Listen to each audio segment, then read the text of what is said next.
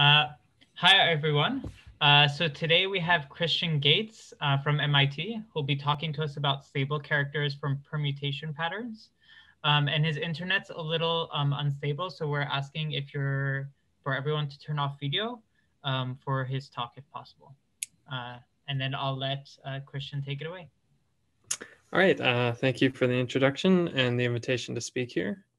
So the work I'm going to be talking about is joint with Chris Ryba, who was my fellow graduate student at MIT and is now starting a postdoc at Berkeley.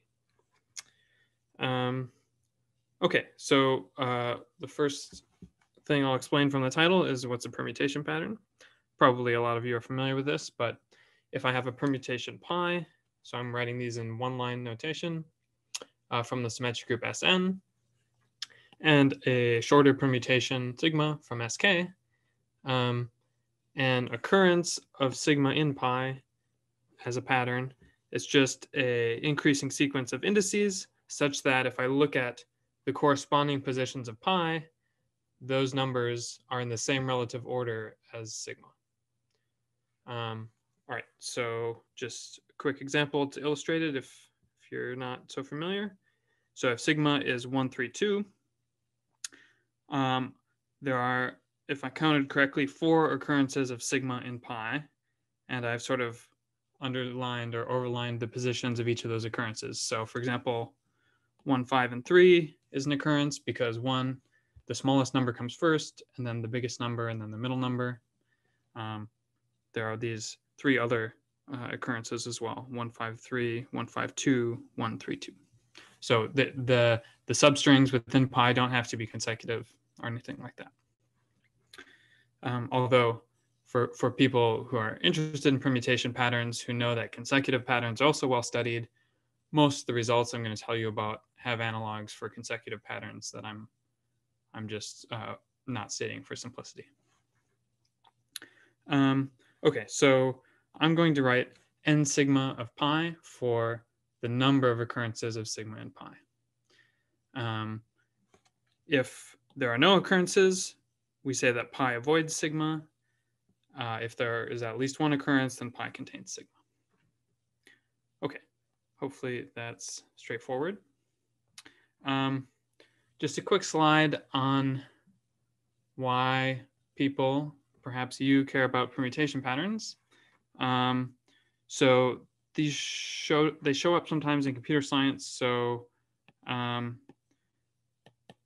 perhaps one of the first results in the field was due to Knuth, who showed that permutations which can be sorted using a single stack are the same as 2, 3, 1 avoiding permutations. There are all sorts of interesting problems about complexity of finding permutation patterns, and there are other classes of pattern avoiding permutations which have interpretations in terms of sorting or computer science.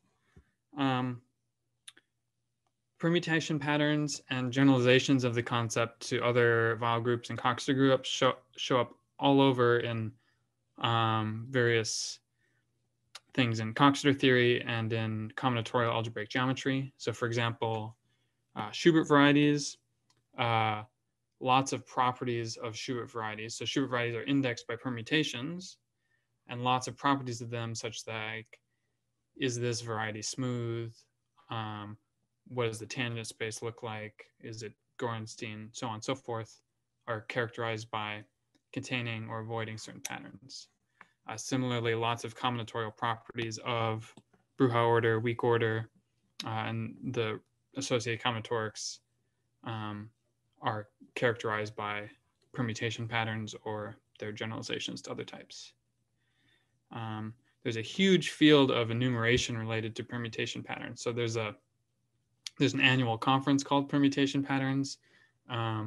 Typical questions include how many permutations in Sn avoid my fixed pattern sigma.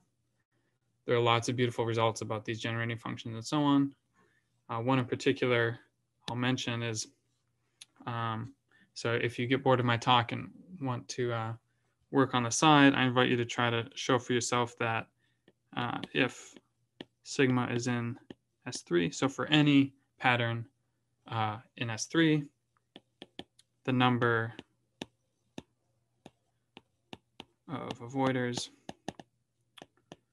is a Catalan number. So the number of permutations in Sn avoiding any given pattern of rank 3 is a Catalan number. People are also interested in packing densities. So how many sigma patterns can I fit in pi? What does pi look like that maximizes this density? They also show up sometimes in computational biology. So you can imagine I've got some genomes that are mutating in certain ways, and I care about patterns and how they're preserved from one to the next. And also in terms of algorithms for, I have two genomes and I want to compare them, but maybe they're shifted or something in certain ways. And so I'm looking for specific patterns inside these genomes and trying to line them up. Okay, so none of that is terribly related to the talk. I'm just giving you a flavor of some of the places and some of the motivation for why people care about permutation patterns. So in particular, what we're looking at is this function nsigma, which counts occurrences of sigma and pi. And this function is quite well studied.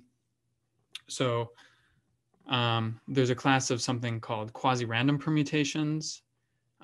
This fits into a whole family of combinatorial results about quasi-random graphs and other quasi-random combinatorial structures.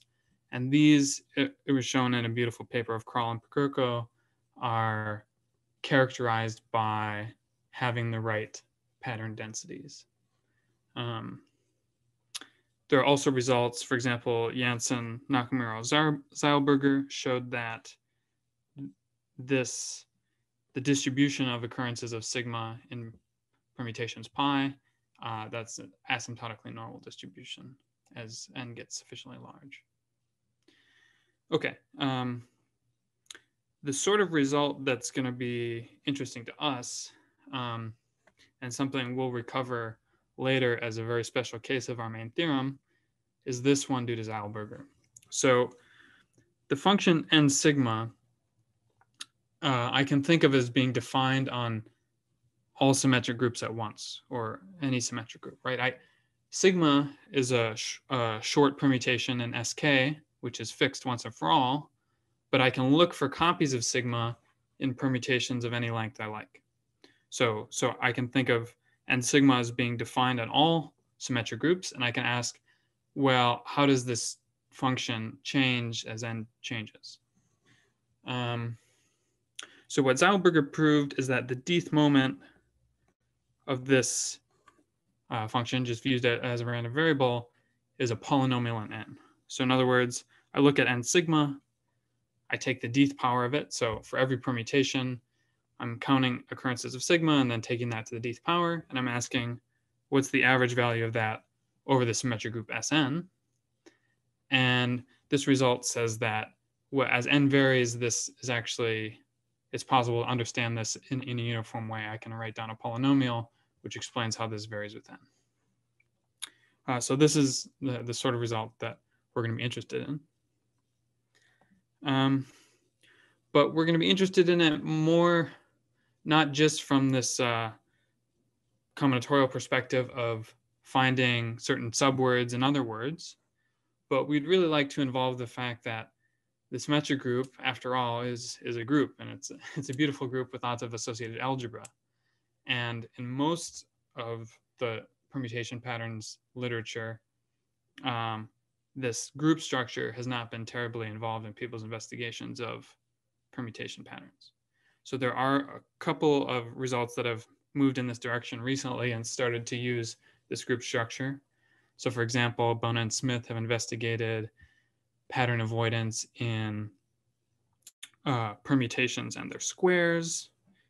People have looked at pattern avoidance or permutation patterns more generally in involutions. So one reason why the group structure has been maybe not so well studied in relation to pattern permutation patterns is that it's fairly difficult to understand. So here's a question which Stanley asked. This was asked by Stanley in 2007. So if you remember a few slides ago, I stated this exercise to enumerate for each pattern sigma in S3, how many permutations in Sn avoid that pattern. And that was the Catalan number for every sigma. Stanley asked, what if I restrict the conjugacy class of pi? So now I'm, how many, say, n cycles in Sn avoid a given pattern? And none of these families have been enumerated. So there's been quite a bit of work has gone into this problem to enumerate n cycles avoiding sigma, even in the very special case of S3, and still none of those families have been enumerated. So these two things, the group structure and permutation patterns, don't always play nicely together. So this, I'm just trying to say that the relationship between the symmetric group as a group and the symmetric group as something encoding permutation patterns is still a bit murky. It's funny because it comes to my mind even something different. Has anybody did cyclic pattern avoidance? Oh, I understand. Yeah, I'm pretty sure that's been looked at. There are, so you're saying maybe the pattern can run off the end of my permutation and continue at the beginning? Yeah, I believe that's been looked at. Okay. Yeah. It's just because you asked for cyclic, and then I was saying, oh, will that follow from the Rothenauer-Guessau bijection and so on and so forth, where we understand, and this is what led me to that. Mm-hmm. Yeah, people have looked at all sorts of variations where you require the pattern to be consecutive, where you require certain gaps between the positions where it's going to occur, and things like that. Okay, thanks. Okay, so we're going to take a bit of a different approach for connecting the group structure and permutation patterns. So what we'd like to do is get some character theory of the symmetric group, some representation theory of the symmetric group involved. And we still are interested in the relationship between conjugacy classes and permutation patterns, as Stanley's question was. But what we're going to study is what we call M sigma D. So this is the, on a permutation pi, the value of this function is the average, it's the dth moment of n sigma on the conjugacy class of pi. Okay, so I'm refining the enumeration by conjugacy classes, but I'm averaging. So this is the conjugacy class of pi. Okay, so for everything conjugate to pi has the same value here, and it's computing moments of this function refined by conjugacy class. So because of what I just said, this function obviously has the same value for conjugate permutations, conjugation in pi, not in sigma. This is a class function on the symmetric group, and it's a class function which, just like n sigma itself, I can think of this as being defined on all symmetric groups at once for any n. So our question is, how does this averaged pattern counting function decompose into irreducible characters? Right, it's a class function. Any class function can be decomposed into the basis of irreducible characters. We'd like to understand that. And our main result can be thought of as really a generalization of Zeilberger's result. So Zeilberger said that, was there a question? Maybe not. No, I think it's just interference somewhere. Okay. So Zeilberger's result, remember, said that if I just look at moments not refining by conjugacy class, that's just a polynomial in n. Our result, which will recover Zeilberger's result, is that these characters stabilize in a well-defined sense as n grows. So in particular, the support of these will be finite. And for people who are familiar with things like representation stability or stability of Kronecker coefficients, that sort of thing, it's going to stabilize in a similar sense that those things stabilize. Okay. So before I can state what our result is, I'll just recall a little bit of background about representations of the symmetric group. So our partition of M is just a weakly decreasing sequence of non-negative integers which sum to M, and I'll use this symbol for lambda as a partition of M. Looks like I didn't finish writing what I was writing here, but I'll write y sub n for the set of lambdas partitioning n. So y is for Young's lattice. And this is an important construction on partitions. So lambda brackets n means I want to make my partition lambda. Lambda is a partition of some smaller number than n. And I want to make it into a partition of n. And I do that just by adding the remainder, n minus the sum of lambda as the first part. So this works as long as this thing is at least the first part of lambda. So this gives me a family of partitions indexed by the number n, which only differ by I keep adding more and more to the first part. Okay, so some well-known facts. The irreducible representations, which I'll write v lambda for, of the symmetric group are naturally indexed by the partitions of n. These are called Spec modules, if you haven't seen them before. And a result which looks like the sort of stability result we'll end up caring about is that the character, so chi lambda is the character of v lambda. If I look at this family, so as n varies, I have a family of characters, one for each symmetric group. And one can actually compute the values of these characters on permutations as in terms of a polynomial. The variables of the polynomial are these functions m sub I of pi, which count the number of I cycles in pi. So in other words, for this character, there is some permutation in these variables that can be written down. You give me your favorite conjugacy class in your favorite symmetric group. I ask how many 1 cycles and 2 cycles and so on do you have, and I plug those into these variables, and that will spit out this character value. Okay, so that's the statement I'm trying to recall here. Okay, so here's an example of that, sort of the simplest case. So if lambda is just the partition 1, a partition of the number 1, then lambda brackets n looks like this. It's n minus 1 in the first part and then 1. This representation, this spec module, is isomorphic to the reflection representation. So if you're viewing the symmetric group as a real reflection group, this is the representation on the ambient space there. It's easy to realize explicitly as it's the action on just n-dimensional space by permuting coordinates, except that is not irreducible in itself because the all ones vector is fixed by that action. But after we mod out by that piece, that is irreducible. It's n minus 1 dimensional. So it's a pretty easy representation to understand. Okay, so what's its character? By definition, the character is the trace of the action of pi on this representation.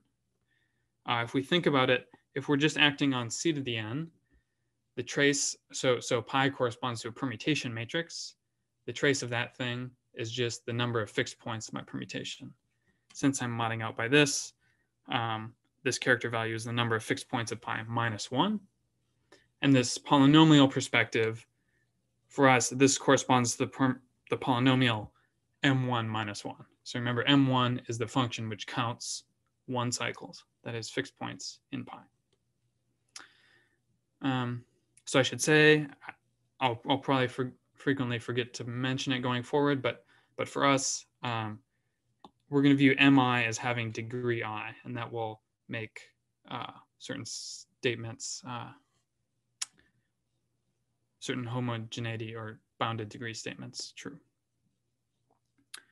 And I just want to say this this construction of appending 1 to the first part of lambda, this is an idea which shows up a lot, and stable representation theory is a very active area. So some words you might have heard. So there are FI modules and representation stability. It turns out that lots of naturally occurring symmetric group representations that come in a family indexed by n, such as cohomologies of configuration spaces and that sort of thing, stabilize as n varies. So it's possible to write down an invariant description where essentially all that's going on is you're changing the lambdas in this way as n varies. Similarly, Kronecker coefficients, the structure coefficients for tensor products of irreducible or of Spec modules, stabilize if I let all the partitions grow in this way. So this is a commonly occurring way to think about stabilizing representations. Okay, so let me state now for you the main theorem. So recall this is the character that we care about. It's this averaged, it computes moments of the pattern counting function on conjugacy classes in the symmetric group and reviewing it sort of all at once on all symmetric groups. So the result is we're fixing sigma in any symmetric group you like, fixing any d corresponding to which moment we're taking. Then this thing, just as a function, it's a polynomial of degree at most d times k in these variables. So n, the variable n telling us what symmetric group am I in, and then these variables mi counting I cycles.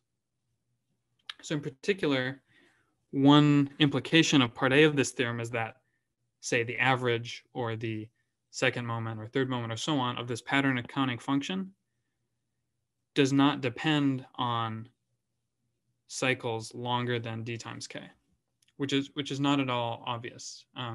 It's possible to give an elementary proof of this, but it's not trivial. So that's another thing you can play around with.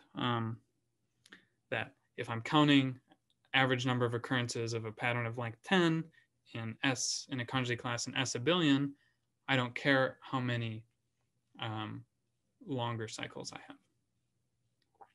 And part B of this theorem is essentially equivalent to part A. It will be clear to people who think about this sort of thing that these two are equivalent to each other.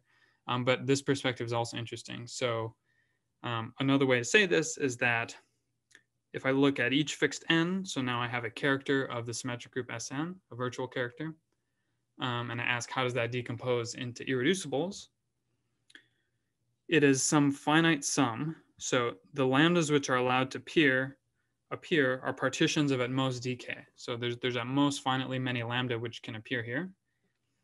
And then the characters which are allowed to appear in the support are confined to those where we just grow the first row.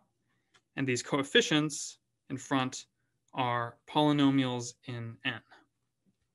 So this is, if you're familiar with things like FI modules and representation stability, this is a slightly more general phenomena than what goes on there. So there often one just has constants appearing here, and then the representations growing in this way with n. But we have polynomials.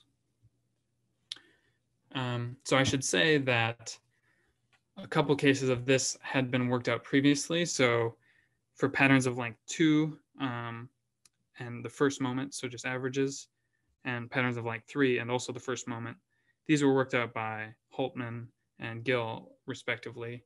And they use sort of direct methods, which really, I think, couldn't be pushed further than what they did. It just, the calculations get very, very intense. Whereas we give a uniform proof which works simultaneously for all Ks and all Ds, and we introduce techniques from partition algebras in order to prove this. Okay, I think, yeah, I'll do 2 more slides and then we can take a break. So examples, if K is 2, Remember, K is the length of the pattern we're looking for. D is 1, and we take sigma to be the pattern 2, 1. And occurrence of sigma in a permutation is just a bigger number which precedes a smaller number. So that's the same thing as an inversion. So in this case, n sigma is just the length. N sigma pi is just the length of pi, the number of inversions. And in this case, again, it's not even trivial, completely trivial that this one stabilizes, but this one you can calculate for yourself in a page or so.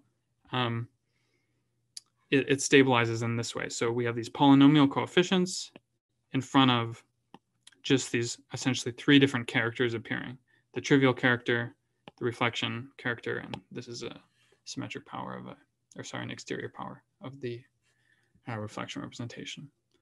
If we alternatively turn each of these characters into the corresponding polynomials, then this is what we get. So you want to know the average length of a permutation in S abelian in a given conjugacy class. You just plug in a billion for n, and you plug in the number of 1 and 2 cycles into this formula, and this formula will tell you what's the average length. A slightly bigger example of K is 3. Again, D is 1 and sigma is 1, 2, 3. This is the character which appears.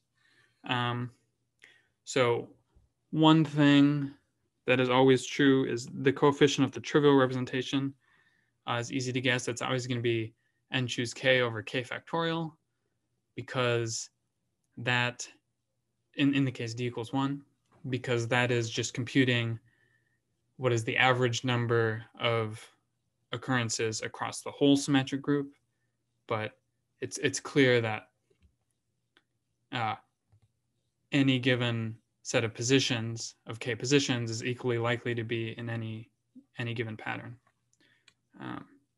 So that's where that comes from. But these other coefficients are more mysterious, and we have, from our proof, one can technically extract a formula, but it's very onerous. It involves summing over lots and lots of partition diagrams, but these coefficients themselves aren't too terrible. And so it seems like there should be a significant simplification of what we have, because we have gigantic sums, but the coefficients that come out aren't so bad. So one might hope for a simplification. So one conjecture related to this last example is that we conjecture that all these coefficients are non-negative if and only if the pattern we're looking for is the identity pattern. So we know the only if direction. We know that other patterns can't give all positive coefficients, but we don't know that the identity pattern, in fact, does give positive coefficients. And as I was saying, it's still definitely an open problem to understand these coefficients better. Okay, so before the break, just one more slide. So remember Zeilberger's result that this expectation here was a polynomial in n. That immediately follows from our main theorem, because this expectation, if I regroup things, can be written in this way. But this is just the character inner product of the character with trivial representation. By orthogonality of characters, that's just the multiplicity with which the trivial representation appears in this character, which for us, this is just one of our coefficients, which we know is polynomial in n. So that's sort of the uniform case where we're looking at what are these moments if I pick permutations uniformly at random. But there's a more general thing that one can compute using our result. So if I have any probability distribution which is invariant under conjugation, that is such that my odds of picking any given permutation are the same for pi and all of its conjugates, then computing these moments with respect now to this not necessarily uniform distribution is again just a character inner product. One just takes the inner product of our character with the class function, which tells me what's the probability of picking something in this class. So such distributions are pretty common. So for example, there's a Mal's distribution, which is well studied. Also, I can take, say, products of uniformly random elements chosen from some conjugacy classes. So I can say, I'm going to take a distribution on Sn where I'm going to multiply together, say, some number of random transpositions, and that will give me certain permutations more likely than others. And the corresponding characters to these are relatively easy to compute. And in particular, because the support of this is fairly limited, you only need to compute certain coefficients of the support of this character.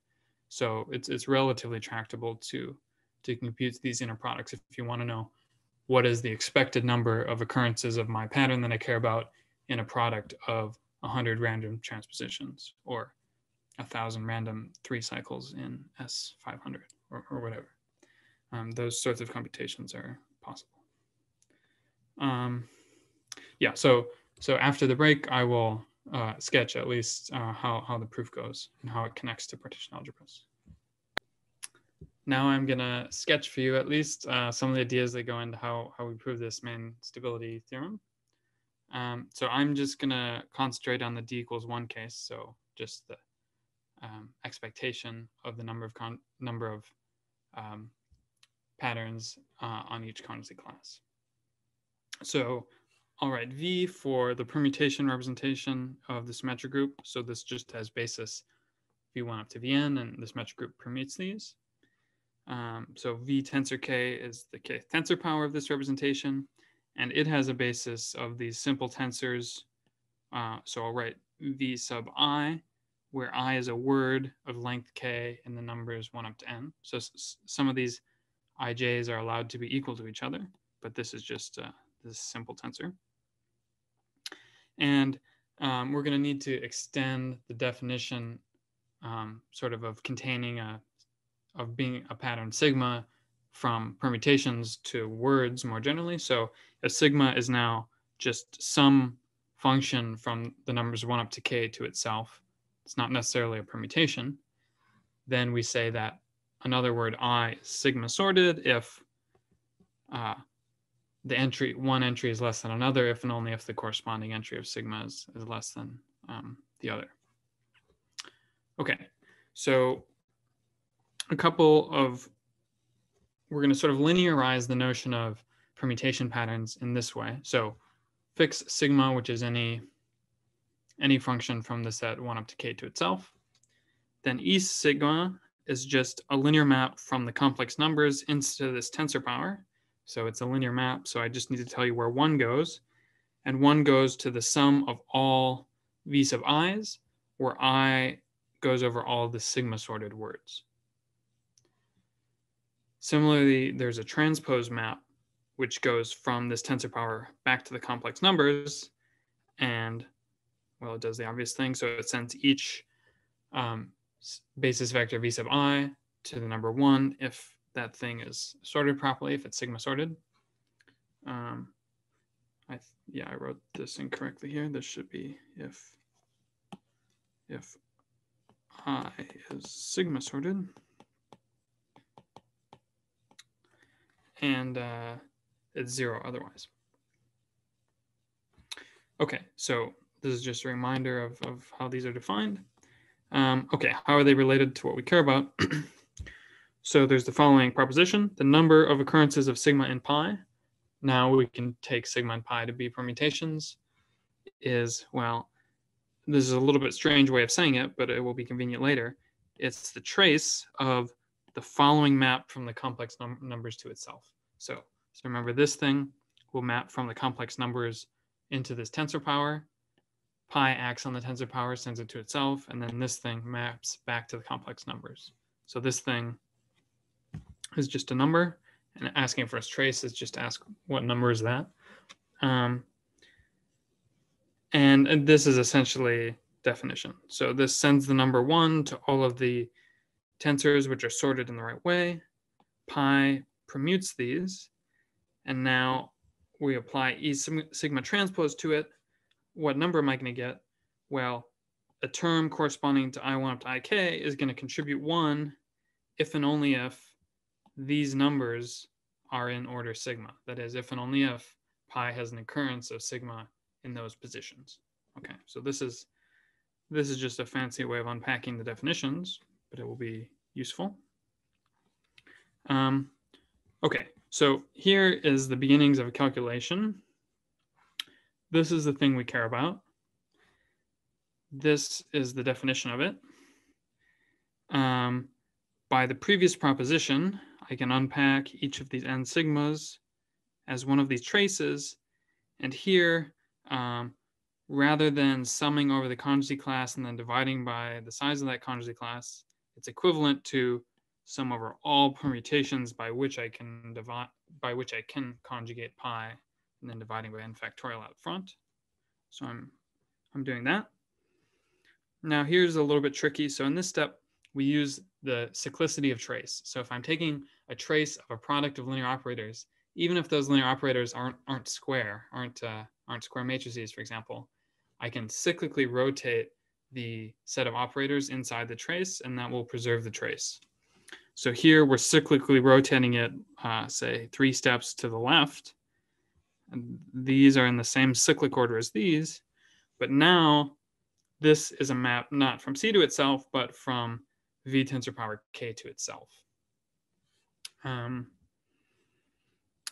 And lastly, we're going to sort of regroup things.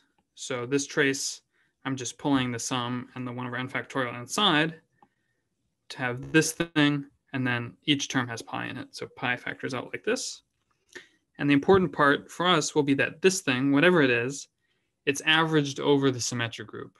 So this thing acting on V tensor power K commutes with the action of the symmetric group. So this is an element in the SN endomorphisms of V tensor power K. Now this thing for n at least 2k, which is fine because that's what we had in our theorem, that for n at least 2k, the character stabilizes in the way we want. This thing is isomorphic to the partition algebra via some map phi kn. All right, so I will tell you what the partition algebra is. And we're going to use some facts from the partition algebra to understand what is this thing. So k is a natural number. T, for the moment, is any complex number, but we're going to specialize t to be n. This is an algebra which, as a vector space, has a basis given by all set partitions of this set, the numbers 1 up to k and the numbers 1 prime up to k prime. We'll call such a thing a kk partition. So a set partition is just, I'm dividing this set as a union of disjoint sets, non-empty sets, but I don't care about the order, for example. And the product is best explained with an example. So let's say P1 is this set partition and P2 is this set partition. What I do is I draw a diagram. So if you focus just on these first 2 rows, I can draw the edges in any way I like. I can draw these blue edges in any way I like, such that my connected components are exactly given by the partition P1. Doesn't matter which edges I draw. I can draw 1 to 1 prime, and I can draw these in order to get this block. I do in the lower 2 rows, I do the same thing for the set partition P2. I just draw some edges so that my connected components are the blocks of P2. Then what I do is I stack these 2 on top of each other, and I now consider what's the induced graph, or what are the connecting components, now considering only the top and bottom row. So I have the stacking is a composition operator. And when I do the stacking, again, if I only care about the top and bottom, 2 and 3 and what is in the position of 2 prime are in the same block. So that corresponds to this. And nothing else from the top row is in the same connected component as something else from the bottom row. So this is the partition which comes out on the other side. And there's also one other piece of relevant information, which is I count among the middle row how many connected components of this graph contain only vertices from the middle row. So how many of these isolated points or just sort of cycles that are contained to this middle row do I have? So here there's just 1, which is 2 prime. And that tells me the exponent of t here. So the product of P1 and P2 is t to this exponent times the partition we get from smushing these two partitions together. Okay, so that's this algebra. Great, it's an algebra. Why is it relevant? So there is a map, which we'll call phi kn, from this partition algebra, where now I specialize n to be the same n as in my symmetric group Sn, to the Sn endomorphisms of this V tensor power k. What does this map look like? So given any partition P, I need to give you an endomorphism, so I need to tell you what to do to one of our standard basis vectors Vi. It will expand as some other standard basis vectors Vj, where the coefficients come from the following rule. So I draw the partition diagram, just these dots and lines corresponding to P, but then I label the top row according to I. So this is where capital I is the word I1, I2 up to Ik, and I label the bottom row corresponding to J. So capital J is the word J1, J2, so on. Then this coefficient is 1 if all endpoints within the same connecting component of this graph have the same label. So in this case, we would need I1 and I2 and J2 to all be the same number. And also Ik to be the same number as Jk, and it to work for all blocks in between. So a well-known fact is that this map is always surjective, and it's an injective, meaning it's an isomorphism if n is at least 2k, which is the setting we're working in. Okay, so we have this alternative way of thinking about endomorphisms in terms of these combinatorial diagrams. Yeah, so how does this come together? So recall we had this element, and we were interested in a trace involving this element, and we recognized that this, because it's an average over the symmetric group, is actually an Sn endomorphism. By the results on the previous slide, this thing can equivalently be thought of as the image under this isomorphism of something from the partition algebra. Partition algebra is isomorphic to this thing. So it's a sum over certain KK partitions, some partition diagrams, and these coefficients are just some functions of n. We a priori have no reason to expect them to be nice functions of n, like polynomials or anything like that. The first important theorem for us is, in fact, these coefficients are independent of n. They're just numbers. So this is something very special to this particular operator we're working with. If you have some other permutation statistic which is not coming from patterns, and you try to do the same thing, in general, these will not behave nicely with n. Okay, so that's one ingredient. This element is just some fixed linear combination of partition diagrams living in various partition algebras. The second piece, okay, so this is what we want to compute. We had previously reduced it to this trace.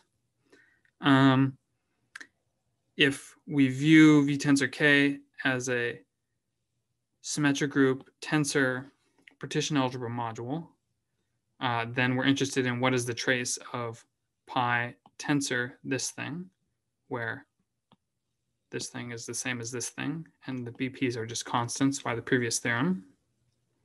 So then the other fact, where this is just a general fact about partition algebras and doesn't depend, the second theorem doesn't depend on anything about patterns, is this, that if pi in the symmetric group has cycle type M1 to the M1, 2 to the M2, so on, that is Mi is the number of I cycles, and P is any KK partition, any basis element in our partition algebra, then this this trace of the action of sigma tensored with P on this tensor power is a polynomial in N and these variables M1 up to Mk. Okay, so sticking both of these theorems together gives us the desired result. So this is the thing we care about. We want it to be a polynomial. This trace, this theorem says that for each pi tensored with P, the trace of that is a polynomial. We just apply linearity of the trace here. There's just a sum with constant coefficients. A sum of polynomials is polynomial, and that gives us what we want. And because of standard facts about this being a polynomial, I've skimmed over things about degrees, but this being a polynomial and these variables with the right grading, with the right degree, it's equivalent to having this character stability property, which I also phrased, which was the equivalent formulation of our theorem. Okay, so I've shorted you on the proof of these two results. Neither of them uses any new machinery or anything. Both of these, they require some calculation, but in both cases, we have some element, either of the partition algebra or of a permutation tensor with an element of partition algebra. We just let it act on our basis vectors, which are nice combinatorial objects, and try to expand it in terms of basis vectors and compute the trace. And it's possible to think of this combinatorially. I've got some partition diagrams, but I'm permuting some of the labels on one of the sides. In one of these proofs, it's more convenient to work with a different basis of the partition algebra than the standard one I've shown you, but I don't have time to go through the details other than just to say that these are completely combinatorial proofs where one just has to get one's hands dirty with some diagrams and do some enumeration. Yeah, and that's all I wanted to tell you today. Thanks. Cool. Let's thank the speaker.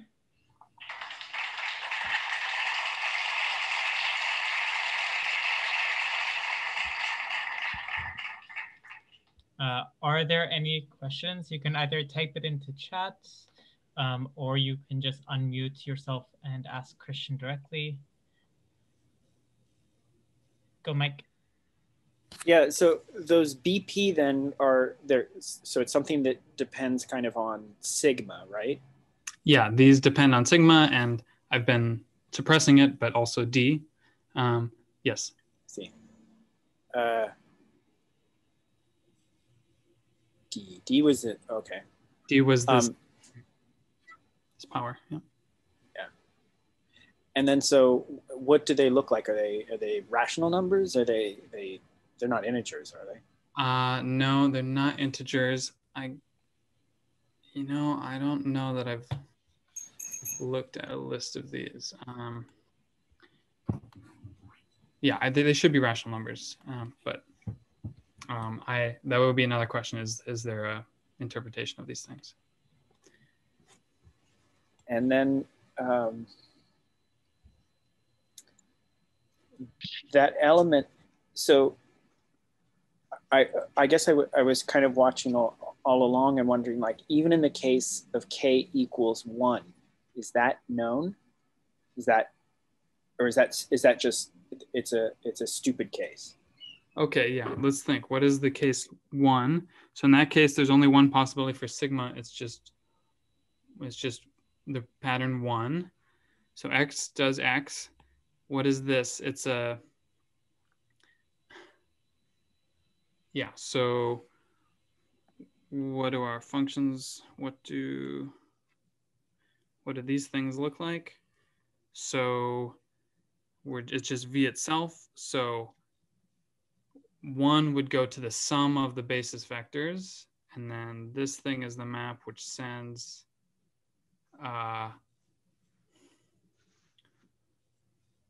it sends every basis vector to 1. So the effect here of doing that should just be multiplying. That should just be a constant. Should just, yeah, I think everything's going to collapse. That should be the identity map, a multiple of it.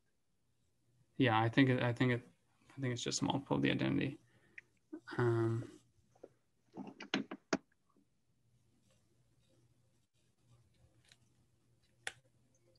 But yeah, even for small k, this is not terribly obvious. Right, and then so then the thing you're computing is, let's say the p part becomes trivial, and all you've got is the pi. Yeah. So then. And then is that something that's been studied before? Right. So what is the trace of just pi acting on this thing? Well, this thing, right. So V is the standard representation. If I take a kth tensor power of that, that's just going to be like the sum of, yeah, that's going to stabilize nicely because that's just going to be, so tensoring with the standard is the same as like removing and adding a box in all possible ways. So this is going to be something like a sum of irreducibles where I've got like at most k boxes outside the first row, and the multiplicity is how many ways were there for me to remove and add boxes to get there. And that's going to be some, so that's going to stabilize nicely, with just the first rows growing, and then trace of pi acting on that. So it's just going to be some sum of character polynomials corresponding to the stable irreducible decomposition of this thing. Yeah, so even in that case, I guess it's not completely trivial that that thing is a polynomial. It certainly follows from known things, but.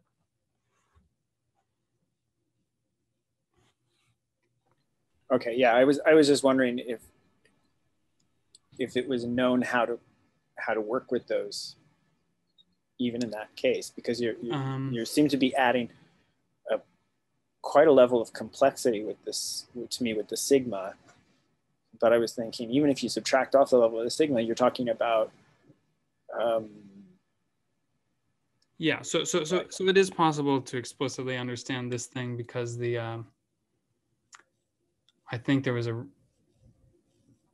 couple years ago, there was a paper of Nate Harmon and Tom Halverson and maybe Georgia Bankart where they study what these look like, and they get pretty explicit about how to decompose these things and how the characters look.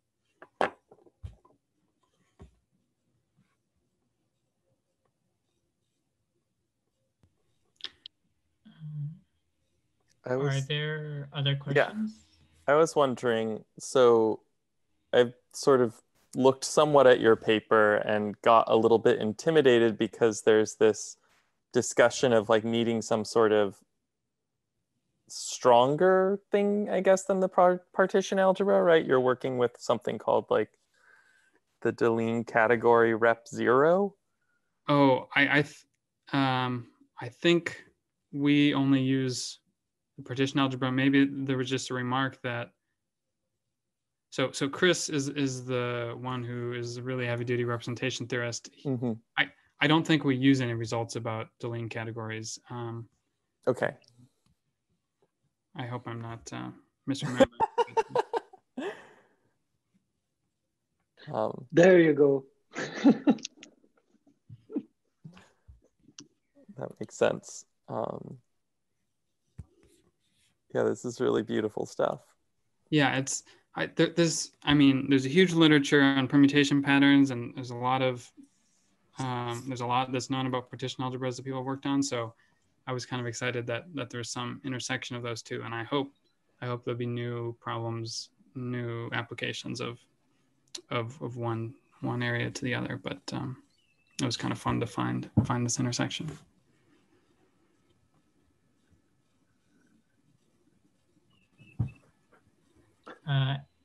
Any other questions, or I have one more. go for it? Yeah. So you're requiring that n is larger than or equal to, n is big, right? Or, yeah, I mean, yeah, not terribly big, but 2k should work where k is the length of. So yeah, I should say that that restriction is only required for part B of this theorem in order for all of these things to make sense. The polynomiality is true just on the nose for all n.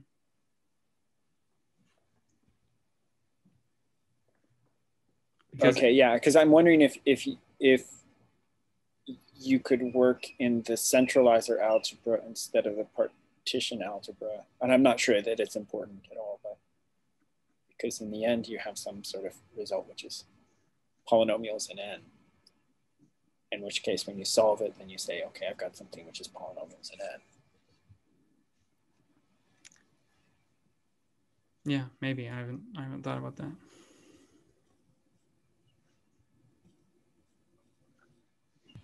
Okay. So I think we've berated Christian enough. Let's thank the speaker again.